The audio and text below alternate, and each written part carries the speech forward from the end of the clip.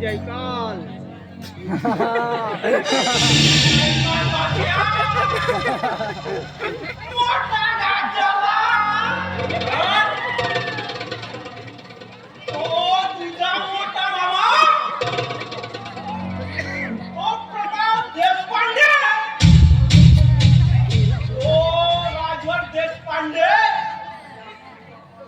आपल्या पूर्वपार जमिनीवर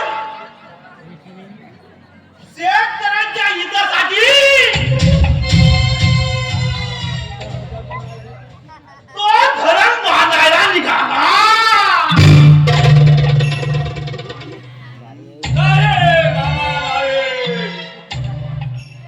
आपल्या वाट्यात येणाऱ्या जमिनीवर तो ताबा घेऊ शकणार नाही. ताबा घेतलाय भाष्या.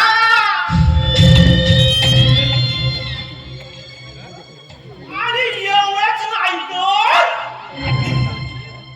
त्या उरलेली जमीन त्या भूमिहीनांना दान देऊन दिली.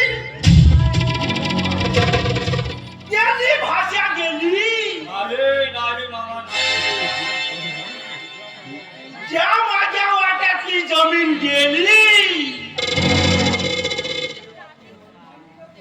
तो तिकडे आपली मनमानी करतोय आणि तू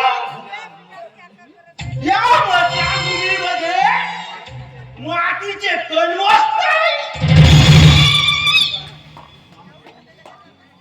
संपवून टाकील मामा.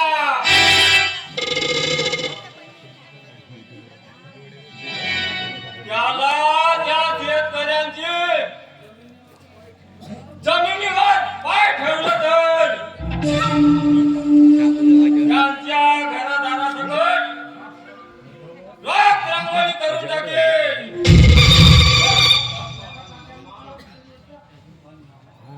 पण मामा, पण तू माझं नाव नाही सांगितलं का त्याला? सांगितलंय पण काही फायद्याचं नाही भाष्य. त्याला जनसेवेचा जेवढा माज झाला आहे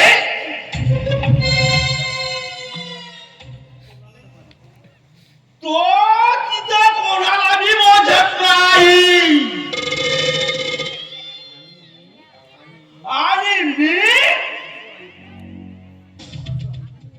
मी असं ऐकलं की त्याचा मुलगा विदेशातून कसला तरी प्रोजेक्ट आणत आहे ह्या गावामध्ये. आणि तेल बी जाईल आणि तुपही बी जाईल. हे सर्व होण्या अगोदर काहीतरी कर भाष्य. मग नाही तर आहेत आपली पंचका. बस मामा बस. त्याने आपल्याला दिवसले ना. आता बघत त्यांच्या जीवनात असा वीज चालवतोय. त्यामध्ये तळफळू मरणार. त्याला मरणाची भेट मागावी लागेल. समशानातील मुर्द्यांनो प्रतीक्षा करा. लवकरच तुमच्या सोबतीला 2 प्लेट येणारच आहे.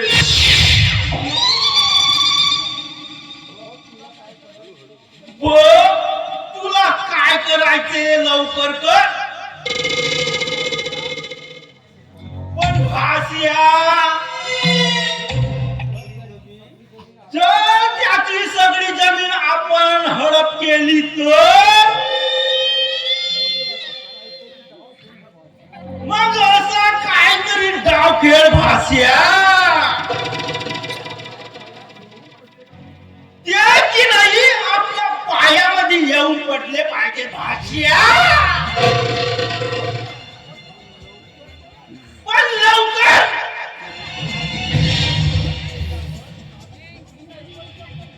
नाही तर मग आपल्याला साधी कुत्री बी नाही हुंगायची. मामा काळजी करू नको.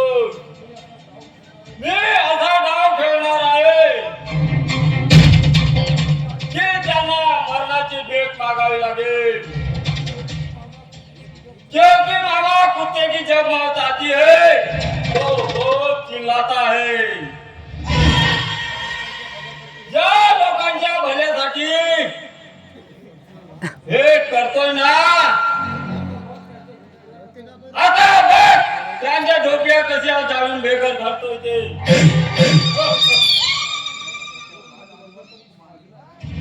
तो राजवर्धन खूप मांजला आहे. त्याचा माज उतरवलं का भाष्या. पण हो भाष्य जरा सांभाळून. तो की नाही शातील बुद्धीचा प्राणी आहे. पण या प्रकरणात माझे पुढे नाव लिहायलाच नको. भाषा मी येतो. हे काय मामा,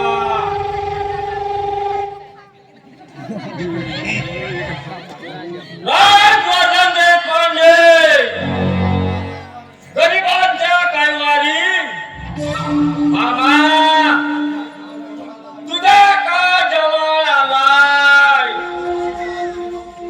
तुला जे लोक देव समजतात त्यांच्या आज्ञा करून तुझ्या घरच्याला कसं उद्ध्वस्त करतोय.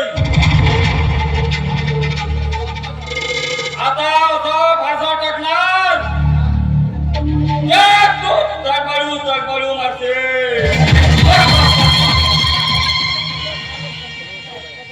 त्या तुझ्या सर्व संपत्तीला हस्तगत करून